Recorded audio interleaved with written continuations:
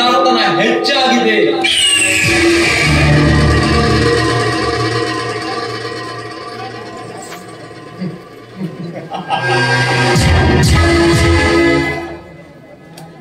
ನ್ಯಾಯ ದೇವತೆಯ ಕಣ್ಣಲ್ಲಿ ಕುರುಡು ಕಾಂಚಾಣ, ಕುರುಡು ಕಾಂಚಾಣ ಕೂತು ತಾಂಡವಾಡುತ್ತಿರುವಾಗ ಬಡವರ ಬದುಕು ಸಿಡಿಲು ಬಡದ ಮರದಂತಾಗಿದೆ. ಅಷ್ಟೇ ಯಾಕೆ, ಹೆಣ್ಣಿನ ಮೇಲೆ ಅತ್ಯಾಚಾರವೆಸಗುತ್ತಿರುವಂತಹ ಕಾಮಾಂಧುರರು ಅವರ ಅತ್ಯಾಚಾರಕ್ಕೆ ನಲುಗಿ ಹೋಗಿದೆ ಈ ಭಾರತಾಂಬೆಯ ಹೆಣ್ಣು ಮಕ್ಕಳ ಭಾರವಾದ ಜೀವನ.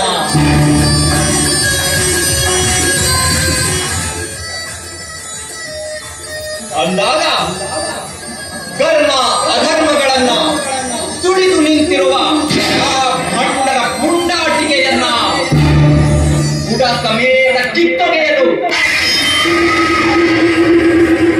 ಭಂಡನೆಯ ಗಂಡನಾಗಿ ಈ ಕಲಿಯುಗದಲ್ಲಿ ಅವತರಿಸಿರುವುದು ಯತ್ತಿ ಶೌರ್ಯ. ಈ ಯತ್ತಿ ಶೌರ್ಯ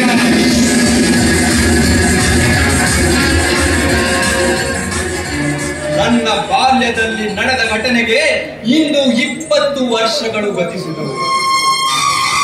ಆ ದಿನಗಳು ಹೇಗೆ ಗತಿಸಿದವು ಅಂತ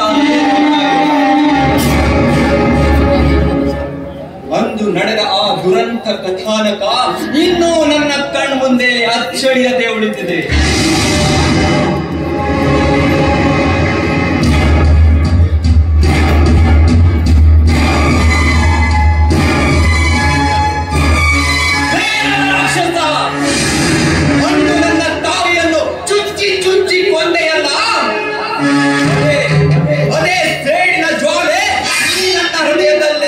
ಜ್ವಾಲಾಮುಖಿಯಾಗಿ ಸಿಡಿಯುತ್ತಿದೆ.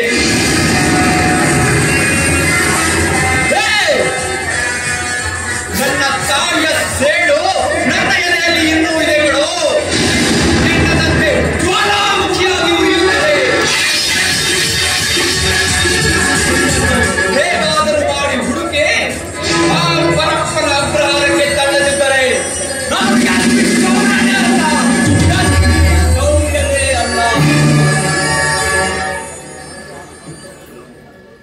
ಒಂದು ಆ ಘಟನೆ ನಡೆದ ಬಳಿಕ ನಾನು ಮನೆಗೆ ಹಿಂತಿರುಗಿ ಬಂದೆ. ಆದರೆ ಆ ಕ್ಷಣದಲ್ಲಿ ನನ್ನ ತಂದೆಯೂ ಇರಲಿಲ್ಲ, ನನ್ನ ತಮ್ಮನೂ ಇರಲಿಲ್ಲ.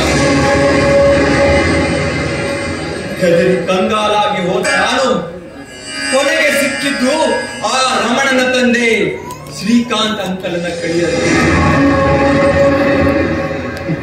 ತಂದೆಯನ್ನ, ತಾಯಿಯನ್ನ, ತಮ್ಮನನ್ನ ಕಳೆದುಕೊಂಡು ಹೆದರಿ ಕಂಗಾಲಾಗಿದ್ದ ನನಗೆ ಶ್ರೀಕಾಂತ್ ಅಂಕಲ್ ಅವರು ತನ್ನ ಮನೆಗೆ ಕರೆದುಕೊಂಡು ಹೋಗಿ ತನ್ನ ಸ್ವಂತ ಮಗನಂತೆ ನನ್ನನ್ನ ಸಾಕಿ ಬೆಳೆಸಿ ಒಳ್ಳೆಯ ವಿದ್ಯಾಭ್ಯಾಸವನ್ನ ಕೊಟ್ಟು ನನ್ನಮ್ಮನ ಆಸೆಯಂತೆ ನಾನಿಂದು ಪೊಲೀಸ್ ಅಧಿಕಾರಿಯಾಗಿದ್ದೇನೆ.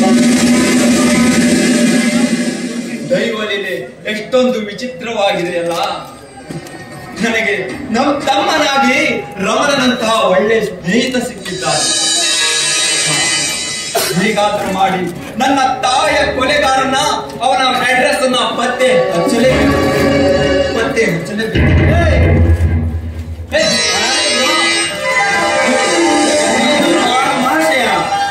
ನಿನ್ನ ಎಲ್ಲಿ ಅಂತ ಹುಡುಕುದು? ನೀನ್ ನೋಡಿದ್ರೆ ಈ ಸುಂದರವಾದ ಗಾರ್ಡನ್ ನಲ್ಲಿ ಇದ್ದು ಅದೇನೋ ಗಂಭೀರವಾಗಿ ಯೋಚನೆ ಮಾಡ್ತಾ ಇದೀಯಾ? ನೋಡು, ನಿನಗೆ 100 ವರ್ಷ ಆಯುಸ್ಸು ಕೊಡು. ಯಾಕೋ? ಯಾಕಂದ್ರೆ ಈಗ ತಾನೇ ನಿನ್ನ ತಂದೆಯನ್ನು ನಾನು ನೆನೆಸ್ಕೊಳ್ತಾ ಇದ್ದೆ.